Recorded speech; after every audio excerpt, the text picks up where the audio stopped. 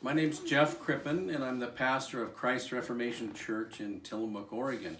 I wanted to thank Valerie for inviting me to have a chance to speak to you all at her graduation celebration and her birthday celebration. So many thanks to Valerie. I wanted to talk to you about a subject that concerns all of us, and particularly those of us that are Christians and are in a local church. And the title of my talk is called The Friends of Job. You'll see why I picked that title in a moment. Let me read to you out of Job chapter 2. Now when Job's 3 friends heard of all this evil that had come upon him, they came each from his own place: Eliphaz the Temanite, Bildad the Shuhite, and Zophar the Naamathite. They made an appointment together to come to show him sympathy and comfort him. When they saw him from a distance, they didn't recognize him, and they raised their voices and wept, and they tore their robes and sprinkled dust on their heads toward heaven.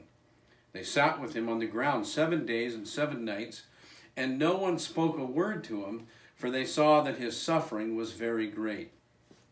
Now, most of you are probably familiar with the story of Job, the book of Job, and how Satan hated Job and challenged God to take away God's blessings from Job, and then Satan was just sure that Job would curse God and renounce him, and so the Lord allowed him, for the Lord's own purposes, then to do that. Job had done nothing wrong. In fact, we're told that he was a righteous man, and all this happened simply because Satan wanted to destroy him, as he wants to destroy all of God's people.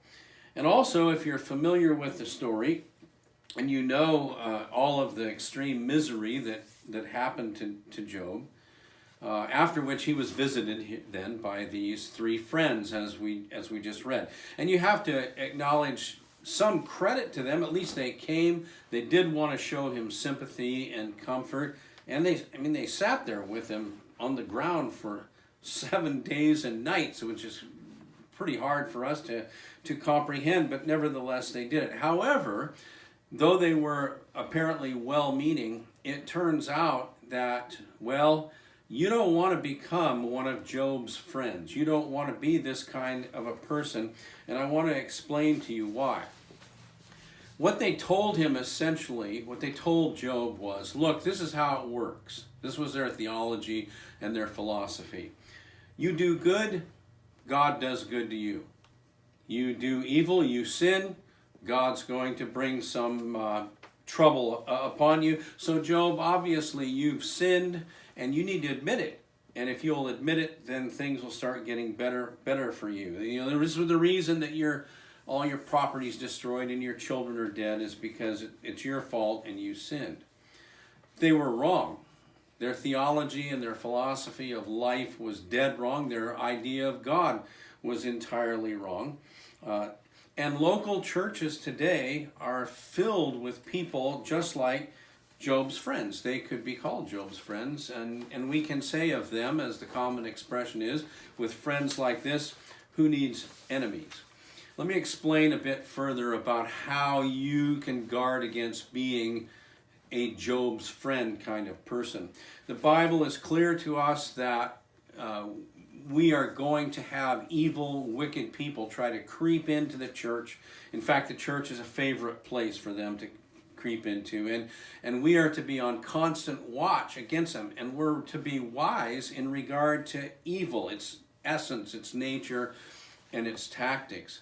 Christians are not wise regarding evil, and we are not being careful about watching, and as a result, evil is having a heyday in our churches. Now, one of the most common forms of evil that comes into the church, and it's the one that I primarily have dealt with for the last 10 years, is that evil of domestic violence. And and we could call it domestic abuse.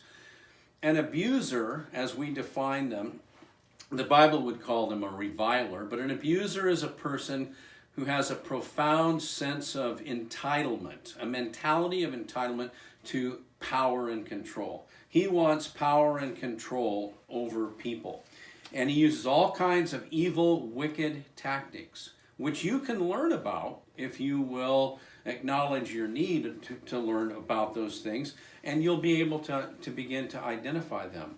I have victims of domestic abusers contact me almost daily. I talk to them, and they also are, many of these abusers are pastors, missionaries, professors in seminaries, fine, upstanding church members, but they disguise themselves. The devil is a master at disguising himself, and these people disguise themselves. Now, what happens? A victim of a domestic abuser who's parading as a Christian comes and asks for help. They ask you for help, or they ask their pastor for help. What are they being told? They're being told all kinds of things, very, very few of which are true. Hey, none of us are perfect. We're all sinners. God hates divorce, you know. God doesn't permit divorce. Now, the two of you just need to go to counseling, and God doesn't want your marriage to break up. You need to do a better job submitting to Him. Most of the victims are women, and so they'll hear this kind of a thing. If you leave the church, if you leave your husband, the church will excommunicate you.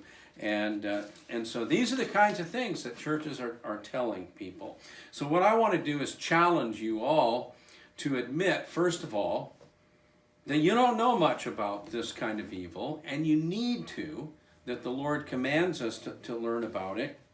There are steps that you can take, books that you can read. We have a blog at unholycharade.com that we publish numerous articles on this subject every single week that you can use to educate yourself. Most pastors, most Christian counselors are ignorant of this subject, and as a result, victims are being harmed and abusers are being further enabled. You don't want to hear these words from the Lord that Job's friends heard. After the Lord had spoken these words to Job, the Lord said to Eliphaz, "My anger burns against you and against your two friends, for you have not spoken of me what is right, as my servant Job has. Now therefore take 7 bulls and 7 rams, and go to my servant Job, and offer up a burnt offering for yourselves. And my servant Job shall pray for you, for I will accept his prayer, not to deal with you according to your folly. For you have not spoken of me what is right, as my servant Job has." So I challenge all of us to become wise about evil. Thank you, and thanks again, Valerie.